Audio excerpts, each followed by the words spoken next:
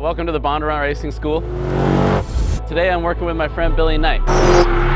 We're going to go through 8 fundamental skill sets he's going to need to become a better race driver.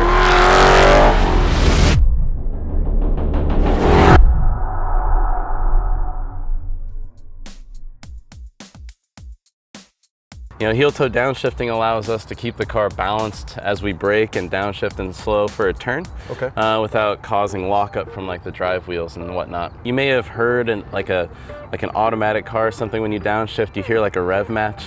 Basically, we're going to be doing that on our own today. So when you come off the gas to brake, we want to put our foot in a position where we can reach the throttle when it's time to rev match. With my heel, okay. Yes. And in order to do that, I like to have my foot straight up and down when I go to the brake, and I want my heel off the carpet so I can pivot my foot freely. Then go to the clutch, make our gear change, and before we release that clutch again, we pivot over and rev the car. Okay. So I'll demonstrate a couple heel-toe downshifts, with, and then I'll demonstrate a couple without, so you can kind of feel the difference. Okay, so this is without. Oh yeah. Yeah. I felt the rear end like skip across the ground a couple times. Little lockup from the back of the car, and if this brake zone wasn't completely straight and we were turning while braking and we get that little lockup. Okay. It's easy to start a slide, right, going into a turn, and it's exactly what we don't want. Hold it steady, brake at the 3 marker, downshift. Oh, yeah. Okay, so that's with. It's nice and seamless. You don't feel the clutch release is the main thing. We don't want to get motor deceleration and that additional nosedive as we're trying to approach the turn. So like we talked about briefly, make sure the speed is the same both directions. So trying to get in that 70 to 80 range.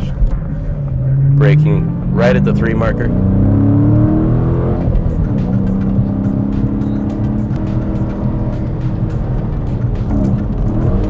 Want to make a gear change though? Forgot about that part. Yeah, gotta remember to downshift this next time.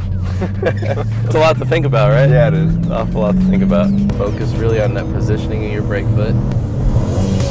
There we go. That better? That was one. One in the books. That feels a lot. That was a good rev. Good clutch release. Brake, clutch, power, shift. All right. That was great. Right. That was smooth. You can do it. Okay, so I've mastered heel toe. I've got braking down. Seat position's perfect, as you know. Yeah. So what's the deal with the Viper? Did you say mastered heel toe? Mastered. I think you got 1 or 2.